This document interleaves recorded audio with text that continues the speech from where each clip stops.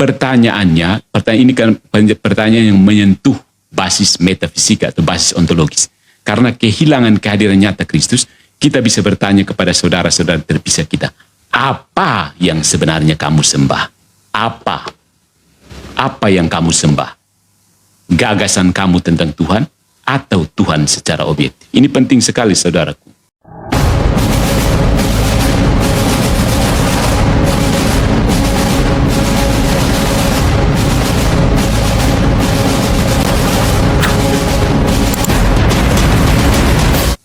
Salve, fratres. Welcome back to the jungle of Protestantism. Kali ini saya mau mengajak teman-teman sekalian, kita berpikir secara mendalam ya, ketika banyak orang mempertanyakan peribadatan dalam gereja Katolik, maka apa yang harus kita lakukan? Menegaskan kebenaran Katolik. Jadi, mungkin Anda pernah menonton pernyataan dari Patrice Allegro dan Alphonse Colo, dua orang yang entah di mana mereka, saya tidak kenal mereka ya. Jadi pernyataan bahwa di dalam Protestantisme tidak ada peribadatan. Saya mengajak kita untuk menegaskan kembali bahwa pernyataan ini bukan sekedar tuduhan, tetapi punya alasan yang mencukupi. Nah, untuk pertemuan kita kali ini, saya memberi judul dalam bahasa Latin ya. Sekedar untuk kita ketahui bersama bahwa ritus gereja Romawi, ritus gereja Barat adalah ritus yang menggunakan bahasa Latin atau yang dikenal sebagai ritus Latin, dan liturgi-liturgi Katolik dan Protestan pada umumnya adalah ritus Romawi yang menggunakan bahasa Latin. Karena itu saya memberikan judul pembahasan kita kali ini adalah Cultus sine referentia divina, Recensio Rituum Liturgicorum Protestantium. Ulang. Kayaknya bagus nih. Cultus sine referentia divina, Recensio Rituum Liturgicorum Protestantium. Bahasa Inggris terjemahan ke dalam bahasa Inggrisnya seperti ini. Worship without divine reference, a re-examination of Protestant liturgical practices. Nah, kemudian diterjemahkan ke dalam bahasa Indonesia menjadi ibadah tanpa referensi ilahi. Sebuah kaji ulang terhadap praktik liturgi Protestan. Ingat, Protestan berasal dari gereja Barat yang menggunakan ritus Latin. Kembali ke judul ini, bermain-main dulu ya pemanasan. Cultus sine referentia divina, Recensio Rituum Liturgicorum Protestantium. Ada 5 gagasan pokok yang akan saya ajukan sebagai proposisi yang kemudian dielaborasi untuk menegaskan kesimpulan bahwa Protestan itu tidak menyembah Tuhan atau penyembahannya sebenarnya mengarah kepada penyembahan berhala. Saya mempertanggungjawabkan dengan alasan secukupnya.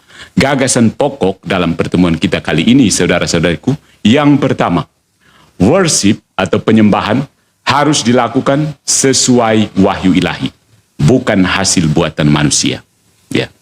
Yang kedua, liturgi Kristen tidak tertulis secara eksplisit dalam Alkitab, sehingga Protestan tidak memiliki dasar yang sah untuk ibadah mereka.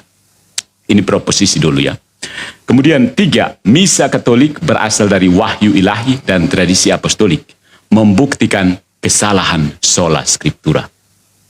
Berikutnya lagi, 1 Korintus bab 10 ayat 14-22 menunjukkan bahwa penyembahan yang tidak berasal dari wahyu ilahi adalah penyembahan berhala. Dan yang kelima, 5 gagasan pokok yang mau kita elaborasi adalah Protestan secara tidak sadar telah menggantikan ibadah sejati dengan studi Alkitab yang bukan bentuk penyembahan yang benar.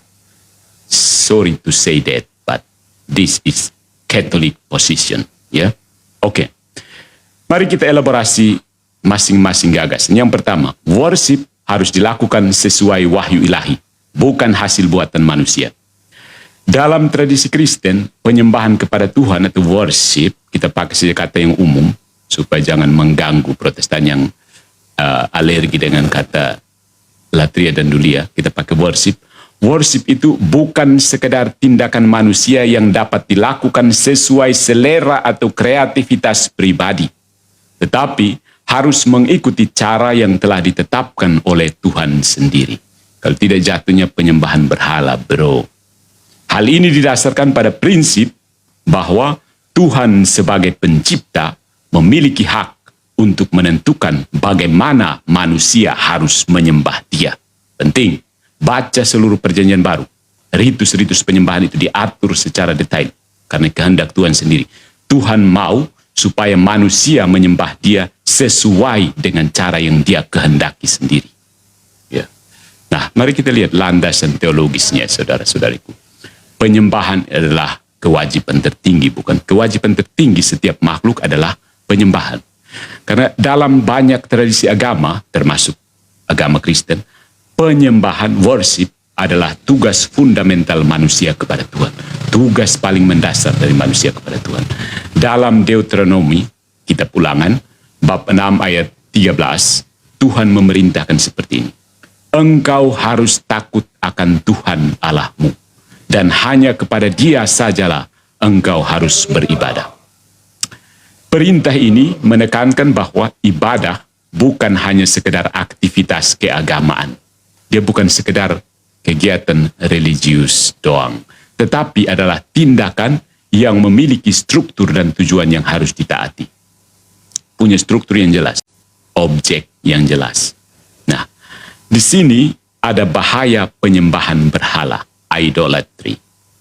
Ketika manusia menyembah Tuhan dengan cara yang tidak sesuai dengan wahyunya, maka penyembahan tersebut tidak lagi berpusat pada Tuhan yang sejati, melainkan pada konsep Tuhan yang dibuat oleh manusia sendiri. Dalam Keluaran bab 32, umat Israel membuat anak lembu emas untuk menyembah Tuhan, tetapi Tuhan tetap menganggap itu sebagai penyembahan berhala, meskipun mereka mengklaim menyembah Dia, Tuhan, melalui lembu itu. Ini menunjukkan bahwa niat baik saja tidak cukup dalam ibadah. Bentuk dan tata caranya harus benar dan sesuai dengan perintah Tuhan. Itu landasan teologis ya. Yang kedua, implikasinya dalam perdebatan Katolik vs Protestan. Apa implikasi dari landasan teologis seperti ini? Gereja Katolik mengajarkan bahwa bentuk ibadah Kristen, terutama misa kudus, berasal dari tradisi apostolik yang diwariskan sejak zaman Kristus. Protestan yang menolak tradisi suci hanya berpegang pada Alkitab sola scriptura menghadapi kesulitan karena Alkitab sendiri tidak memberikan tata ibadah Kristen yang eksplisit. Ya, pahami ini dulu. Alkitab tidak menyusun secara sistematis. Hari Minggu itu kamu mulai dengan apa, tutup dengan apa. Tidak ada. Jika ibadah Kristen tidak didasarkan pada wahyu ilahi, tetapi hanya buatan manusia, maka ibadah tersebut dapat dikategorikan sebagai penyembahan yang salah atau bahkan penyembahan berhala. Tangkap ini dulu. Jadi, argumen ini menekankan bahwa ibadah sejati harus mengikuti wahyu ilahi, bukan hanya berdasarkan interpretasi, tafsiran manusia atau kebiasaan gereja tertentu. Ya kan? Setuju? Oke, guys. Kita melaju ke poin yang kedua. Liturgi Kristen tidak tertulis secara eksplisit dalam Alkitab, sehingga Protestan tidak memiliki dasar yang sah untuk ibadat mereka. Ya, ingat, mereka itu datangnya dari gereja Roma dengan ritus Latin. Jadi mereka itu sebenarnya melanjutkan ritus Latin dengan apa? Modifikasi. Ritus Latin dengan modifikasi itu ada di Protestan.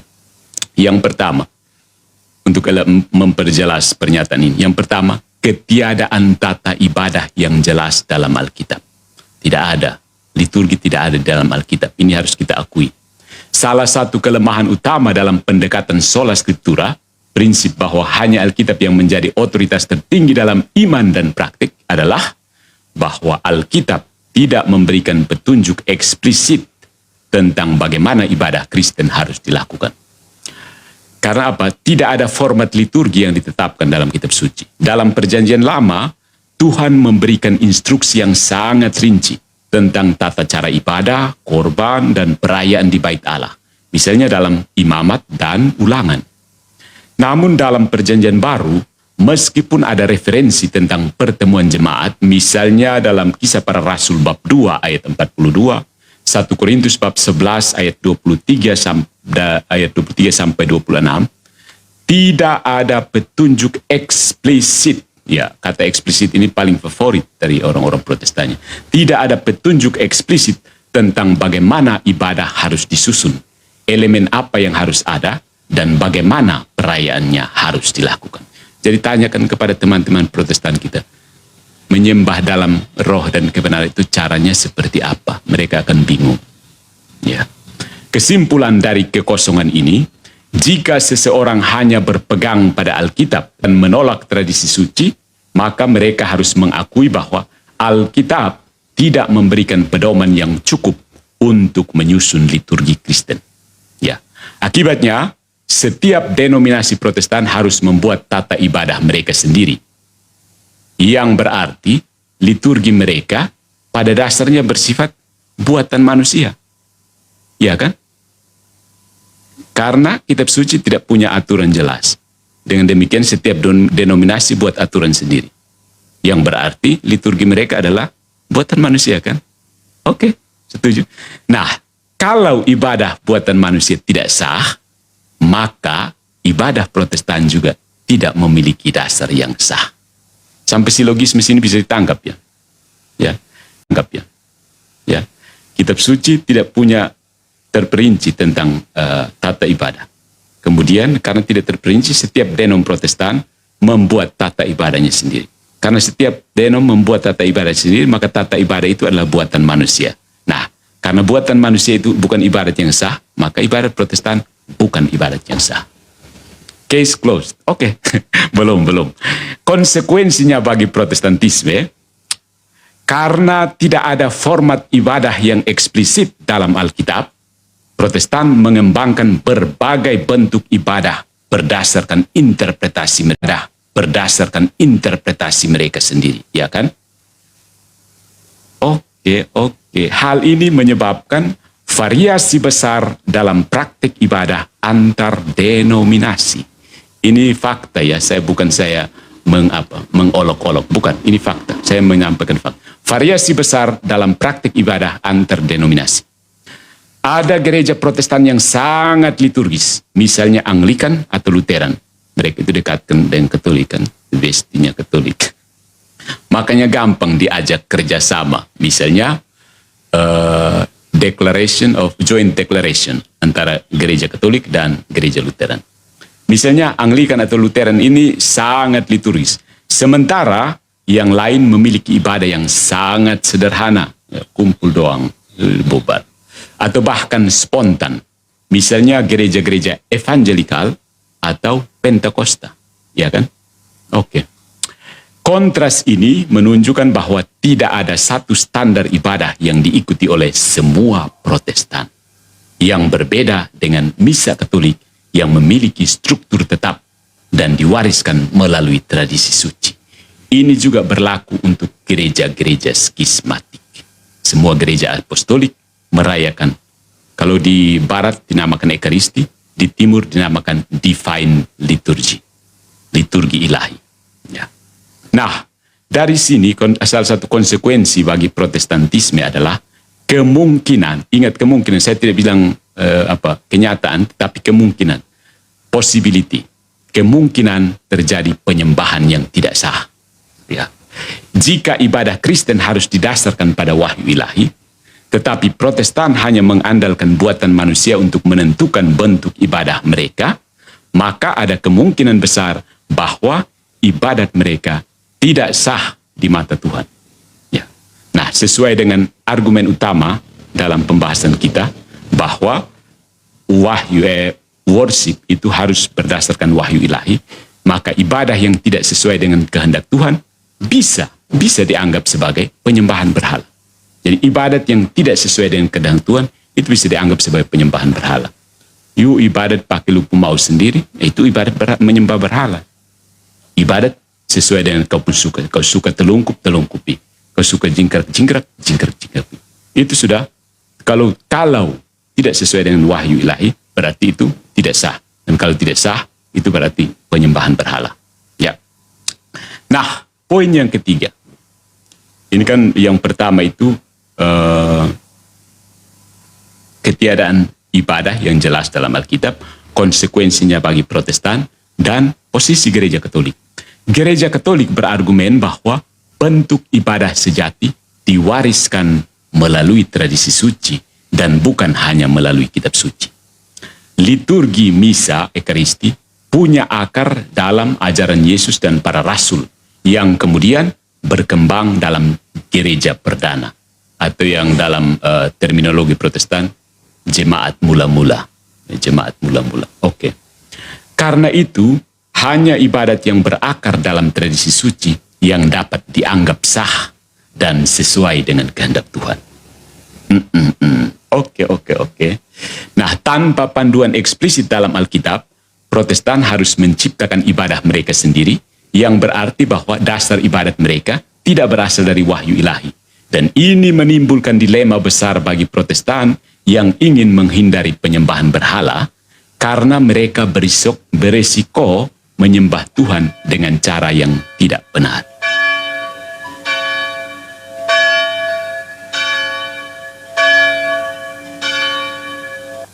Sudah, itu tentang ketiadaan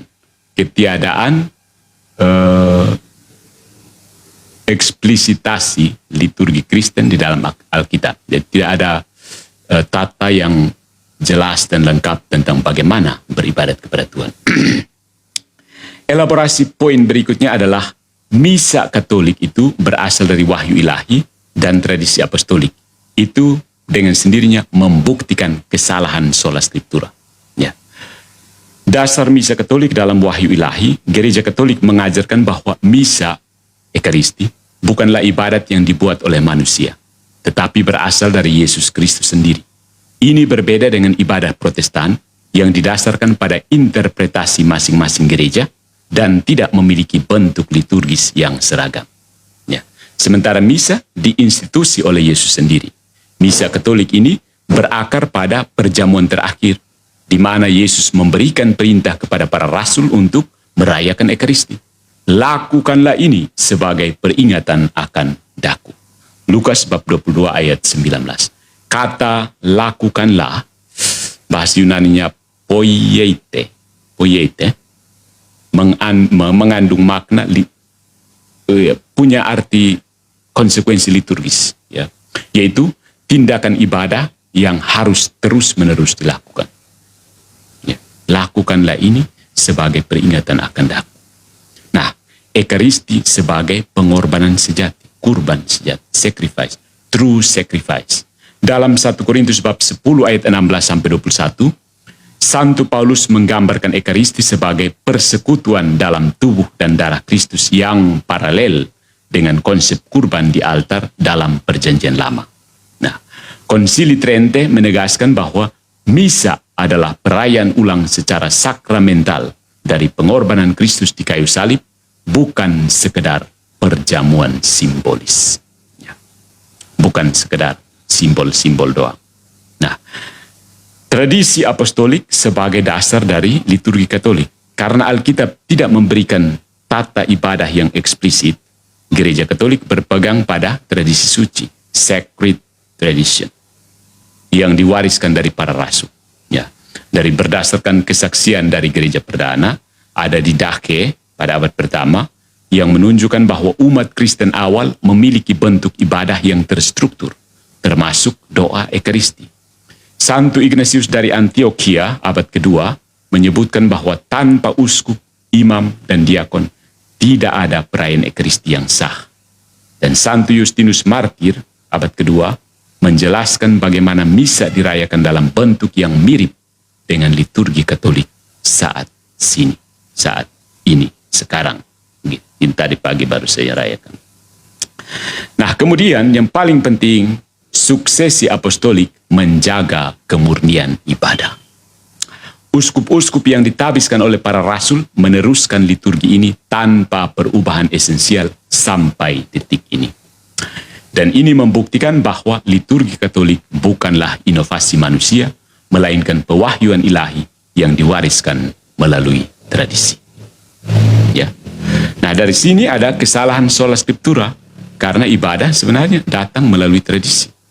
Karena Alkitab sendiri tidak merinci bagaimana ibadah Kristen harus dilakukan, Protestan yang berpegang teguh pada sola scriptura mengalami kontradiksi besar. Yang pertama, ketergantungan pada tradisi yang tidak mereka akui. Banyak denominasi Protestan tetap merayakan ibadah pada hari Minggu, menggunakan konsep Trinitas, dan bahkan menyanyikan mazmur dalam ibadah. Tetapi semua ini tidak secara eksplisit diperintahkan dalam Alkitab. Nah, hal ini menunjukkan bahwa mereka secara tidak sadar mengandalkan tradisi meskipun mereka menolaknya secara doktrinal. Nah, ini terjadi inkonsistensi dalam praktik ibadah, saudara-saudari. Jika sola scriptura benar, maka harus ada satu bentuk ibadah yang seragam dalam setiap gereja Protestan. Namun, kenyataannya setiap denom memiliki bentuk ibadah yang berbeda-beda. Perbedaan ini menunjukkan bahwa sola scriptura tidak cukup sebagai dasar otoritatif untuk ibadah Kristen. Dan keberadaan tradisi apostolik menjadi bukti yang lebih kuat untuk Ekaristi atau Misa Katolik. Jadi, Misa Katolik, Ekaristi bukan buatan manusia, tetapi berasal dari Yesus dan diwariskan melalui tradisi apostolik.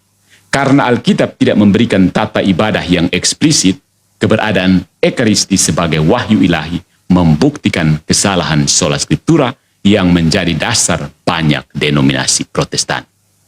Ya. Berikutnya, poin yang keempat, gagasan yang keempat, proposisi yang berikut, tanpa liturgi yang benar, Protestan jatuh dalam bentuk ibadah yang menyerupai penyembahan berhala. Saya ulangi, tanpa liturgi yang benar, Protestan jatuh dalam bentuk ibadah yang menyerupai penyembahan berhala. Mari kita lihat konsep penyembahan berhala dalam konteks ibadah.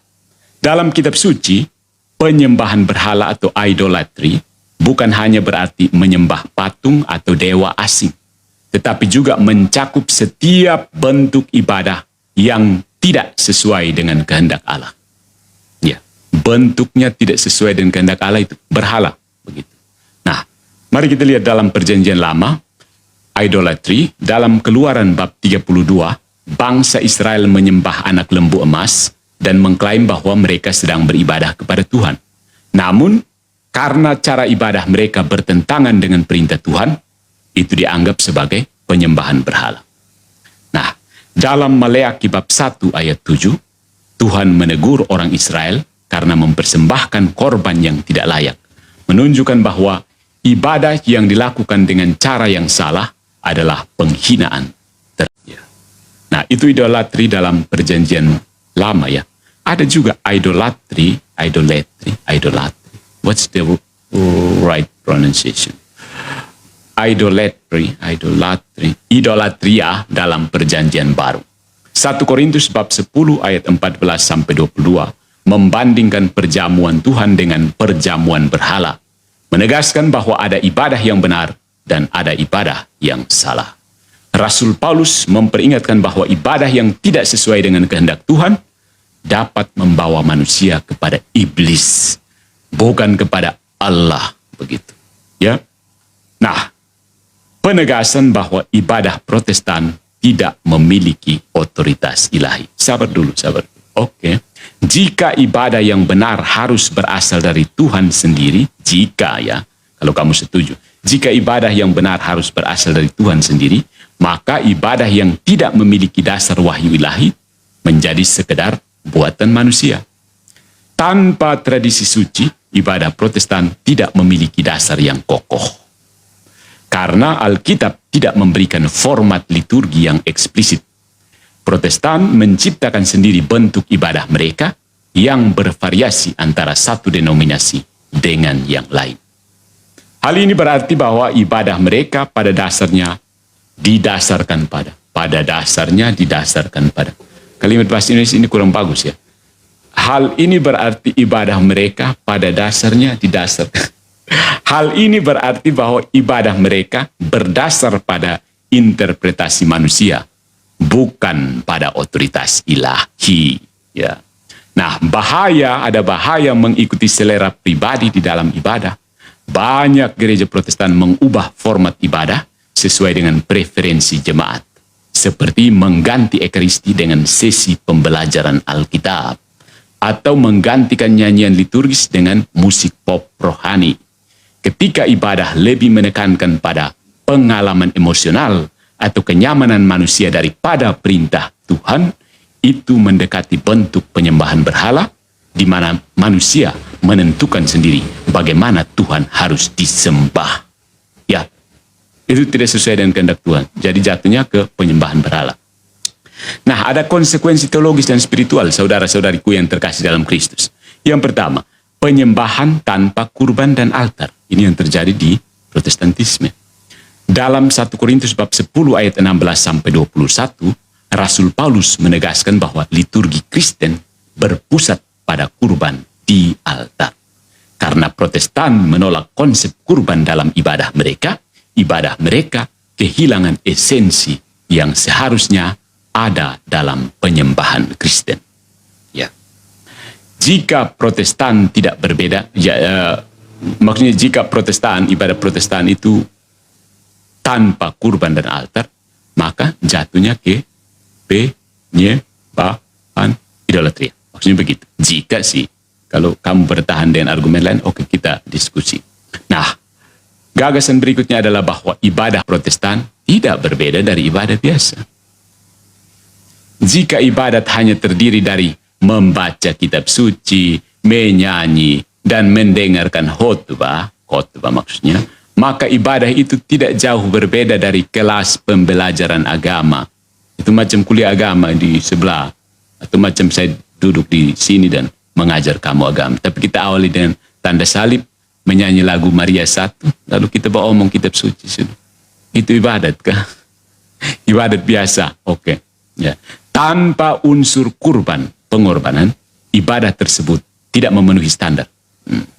Tidak memenuhi standar liturgi ilahi, divine liturgy, dan berisiko menjadi ritual kosong. Jadi jangan teriak kepada Katolik dengan ritual kosongnya. Protestan yang tepuk tangan terus-terus itu kosong, kuah kosong. Ya. Jadi kesimpulannya, saudara-saudariku yang terpisah dan saudara-saudariku yang terkasih, sama-sama terkasihnya, terpisah maupun tidak terpisah. Karena ibadat Protestan tidak memiliki dasar dalam wahyu ilahi dan lebih banyak ditentukan oleh preferensi manusia, entah itu MYMDN, Al-Mufu, Al-IP, dan seterusnya, maka ibadah mereka mendekati bentuk penyembahan berhala. Mendekati, oke. Penyembahan yang benar bukan hanya tentang niat baik, tetapi juga harus dilakukan sesuai dengan cara yang Tuhan kehendaki, yaitu melalui liturgi kudus yang diwariskan oleh Kristus dan para rasul. Itu poin keempat. Baru poin 4 sudah hancur leburin. Poin yang terakhir, ya, gagasan yang terakhir. Penolakan Protestan terhadap ekaristi menyebabkan mereka kehilangan ibadah sejati dan menggantinya dengan Bible study atau studi Alkitab. Jadi setiap hari Minggu kita berkumpul untuk kursus Alkitab, bukan? Ya. Yang pertama, gagasan ini, kenapa sampai ada proposisi seperti ini? Ekaristi sebagai inti ibadah Kristen. Dalam ajaran Katolik, ekaristi bukan sekedar simbol atau perjamuan peringatan, melainkan pusat dari ibadah Kristen karena merupakan perwujudan nyata dari pengorbanan Kristus. Ada kesaksian dari kitab suci, ya, bukan buatan orang Katolik. Yesus sendiri menetapkan ekaristi dalam Lukas bab 22 ayat 19-20. Inilah tubuhku yang diserahkan bagimu. Perbuatlah ini menjadi peringatan akan aku. Exe corpus meum, accipite et manducate. Inilah tubuhku, terimalah dan makanlah. Do this in memory of me. Ya. Dalam Yohanes bab 6 ayat 53-56, Yesus secara tegas mengatakan bahwa mereka yang tidak makan tubuhnya dan minum darahnya tidak memiliki kehidupan dalam diri mereka, alias mati. Ya, aku teringat kenapa Protestan tidak bisa berdoa kepada orang mati ya. Karena tidak ada ekaristi, tidak hidup. Mati ya mati. Dapat ekaristi dari mana supaya bisa hidup kekal? Ya kan? Tambahan di luar di luar konsep. Rasul Paulus dalam 1 Korintus bab 10 ayat 16 sampai 17 menyebut ekaristi sebagai persekutuan dalam darah dan tubuh Kristus. Ini menegaskan bahwa ekaristi bukan sekedar simbol, tetapi suatu partisipasi nyata dalam kurban Kristus. Dan kemudian ekaristi sebagai pengorbanan dan pusat ibadah. Dalam bahasa yang lebih Katolik, ekaristi sebagai sumber dan puncak kehidupan Kristen. Dalam Perjanjian Lama, ibadah selalu berpusat pada kurban, baik dalam kemah suci maupun di bait Allah. Misa Katolik, perayaan ekaristi, mempertahankan prinsip ini karena merupakan perayaan sakramental dari kurban Kristus di salib. Nah, poinnya adalah bahwa Protestan mengganti ekaristi dengan studi Alkitab, Bible study. Karena Protestan menolak konsep ekaristi sebagai pengorbanan sejati, mereka kehilangan unsur paling esensial dalam ibadah Kristen. Mereka mengurangi makna ibadah. Tanpa ekaristi, ibadah Protestan seringkali hanya berupa pembacaan dan diskusi Alkitab yang lebih mirip kelas teologi daripada perayaan ibadah sejati. Musik dan khotbah menjadi elemen utama dalam ibadah Protestan, tetapi tidak ada aspek kurban atau partisipasi dalam misteri keselamatan. Nah, ungkapan-ungkapan ini agak sulit dipahami oleh Protestantisme pada umumnya karena penolakan terhadap metafisika tomistik, metafisika realistik, dan lebih memilih untuk merangkul metafisika nominalistik. Itu sebenarnya problem mendasarnya. Sesudah penjelasan ini saya akan mengajak kita untuk menyelam lebih ke bawah tentang problem metafisik yang menjadi basis pemikiran antara konsep penyembahan Protestan dan konsep penyembahan dalam Katolik. Nah, kenyataannya bahwa terjadi kehilangan koneksi dengan tradisi apostolik. Terputus dari tradisi apostolik. Ya, gereja perdana atau yang dikenal dalam istilah Protestan sebagai jemaat mula-mula, gereja mula-mula, gereja perdana, secara konsisten menekankan pentingnya ekaristi sebagai pusat ibadah. Ya, apakah Anda minta bukti? Cari sendiri. Baca Early Church Fathers. Ya. Tanpa ekaristi, ibadah Protestan kehilangan kesinambungan dengan praktik liturgi yang diwariskan oleh para rasul. Jadi kamu bikin inovasi itu untuk apa? Besok tahu kamu maksud apa ini. Nah, konsekuensi spiritual dari penolakan ekaristi, kehilangan kehadiran nyata Kristus. Ini penting saudara-saudara. Pertanyaan ini kan pertanyaan yang menyentuh basis metafisika atau basis ontologis. Karena kehilangan kehadiran nyata Kristus, kita bisa bertanya kepada saudara-saudara terpisah kita, apa yang sebenarnya kamu sembah? Apa yang kamu sembah? Gagasan kamu tentang Tuhan atau Tuhan secara objektif? Ini penting sekali saudaraku. Penting sekali. Jangan sampai kamu hanya menyembah gagasan tentang Tuhan yang kamu dapatkan dari hasil membaca bukunya Katolik. Berbahaya. Kamu menyembah ide kamu sendiri. Ya, berbahaya sekali. Ya. Tidak ada kehadiran objektif, real presence on ada. Jadi yang kamu, pertanyaan orang Katolik kepada saudara-saudariku yang terpisah, apa sebenarnya yang kalian sembah ketika kemarin hari Minggu ini kamu buat apa? Dan ditujukan kepada apa? Apa ini penting? Substansi apa yang kalian sembah? Dengan cara apa?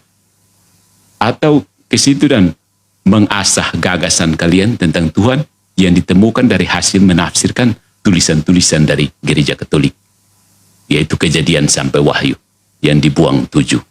Ya kan? Begitu kan? Setuju kan? Gitu. Jadi pertanyaan mendasar untuk Deking Gadas dan kawan-kawan, apa yang disembah Protestan? Apa? Karena di sini nanti kita akan elaborasi. Kehilangan kehadiran nyata Kristus, ya.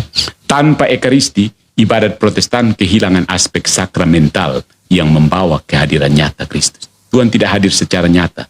Lalu yang dibuat di gereja Protestan itu apa sih? Dalam Lukas bab 24 ayat 30 sampai 31, Yesus dikenali oleh murid-muridnya dalam pemecahan roti yang menunjukkan bahwa Ekaristi adalah cara utama untuk mengalami kehadiran Tuhan. Cara utama. Ya, tidak bisa pakai menghayal. Oh, ayat 20 mengatakan bahwa Yesus datang di Galilea. Oke. Itu belum sampai pada kehadiran Tuhan. Ya. Pergeseran fokus ke pemahaman intelektual. Nah, ini agama sekedar menjadi ide.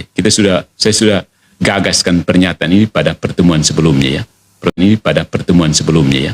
Protestantisme merendahkan agama menjadi sederetan ide. Ya. Tanpa sakramen, ibadah Protestan cenderung bergantung pada pemahaman intelektual daripada pengalaman mistik yang mendalam. So sad. Makanya kekristenan misalnya seperti orang-orang seperti Yohanes dari Salib, Santa Teresa dari Avila, atau bahkan Santa Teresa dari Calcutta, cari di Protestan sulit.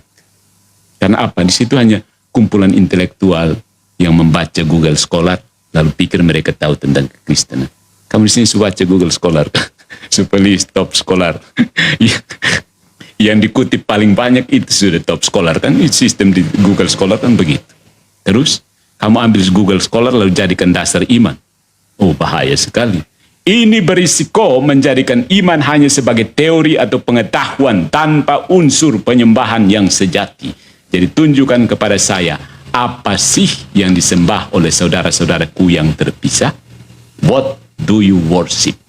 What? Pertanyaan apa ini penting? Nanti kita bahas dalam basis ontologis sesudah ini.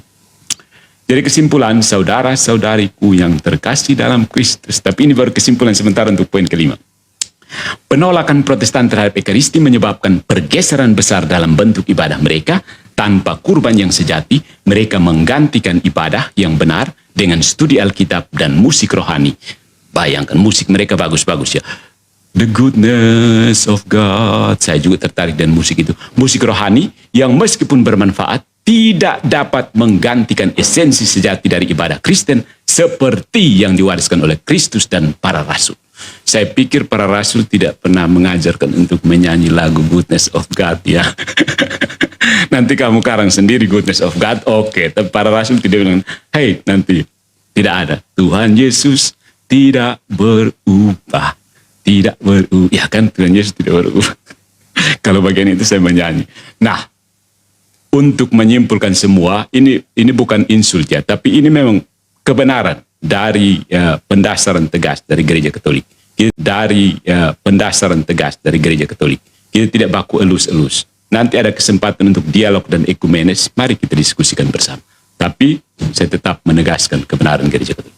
Sebuah tantangan bagi saudara-saudariku terpisah Protestan, Albert Rumampu, Chris Papilaya, Almofu, dan kawan-kawan. Mari kita rangkum. Protestan yang mengaku hanya berpegang pada kitab suci atau sola scriptura justru gagal menemukan satu ayat pun yang menjelaskan bagaimana ibadah Kristen seharusnya dilakukan. Alih-alih mengikuti wahyu ilahi, mereka mengarang sendiri ibadah mereka dengan selera manusiawi yang ironisnya justru mendekati penyembahan berhala. Sesuatu yang kitab suci mereka sendiri kecam habis-habisan. Ya. Lebih parah lagi, mereka menolak Ekaristi, satu-satunya ibadah yang benar-benar diwariskan oleh Kristus dan para rasul, dan menggantinya dengan sesi studi Alkitab yang tak ubahnya seperti seminar teologi mingguan. Dengan menolak kurban sejati, ibadah mereka kehilangan esensi penyembahan yang sejati dan berubah menjadi kumpulan lagu-lagu rohani dan pidato motivasi berbasis Alkitab. Apakah ini yang mereka sebut ibadah yang benar? Krik, krik, krik. Sekarang, Protestan menghadapi dilema serius. Ya. Satu, jika mereka mengakui bahwa ibadah harus berasal dari wahyu ilahi, maka di mana dalam Alkitab mereka bisa menemukan model ibadah yang mereka praktikkan sekarang? tunjukkan kepada saya. Kalau tidak kepada saya, kepada Alphonse Koh lebih baik. Romo Alphonse, apa kabar? Yang kedua, jika mereka menolak Ekaristi sebagai pusat ibadah Kristen, apakah mereka berani mengatakan bahwa semua umat Kristen dari zaman para rasul hingga reformasi selama 1500 tahun salah total? Karena penyembahan tertingginya ada pada Ekaristi. Yang ketiga, ya ada 3 saja ya, cukup 3. Jangan terlalu tegang le. Jika mereka mengklaim bahwa ibadah mereka tetap valid meskipun tidak ada petunjuk eksplisit dalam Alkitab, maka bagaimana mereka bisa menghindari tuduhan bahwa ibadah mereka hanyalah hasil ciptaan manusia? Jadi, saudara-saudariku terpisah Protestan, silahkan jelaskan bagaimana mungkin ibadah yang kalian lakukan hari Minggu itu sesuai dengan kehendak Tuhan. Sementara tidak ada satupun ayat dalam Alkitab yang memerintahkannya secara spesifik. Tunjukkan kepada ayatnya bahwa kamu harus pergi hari Minggu, mulai dengan dalam nama Bapa dan Anak dan Roh Kudus. Lalu diakhiri dengan dalam nama Bapa dan Anak dan Roh Kudus. Siapa yang atur itu semua? Atau mungkin pada akhirnya kalian hanya membuat ibadah yang nyaman bagi telinga dan selera kalian sendiri. Maybe ini terlalu menyerang ya, tapi maksudnya korek begitu supaya mari berpikir bersama. So, jika Anda ingin merespons video ini, silahkan argumen-argumennya. Bukan orangnya ya. Patrice Allegro tidak sepenting amat yang kamu kira sih. Gereja Katolik lebih penting daripada seorang Patrice Allegro. Sampai jumpa pada kesempatan berikutnya. Aku matiin yang ini.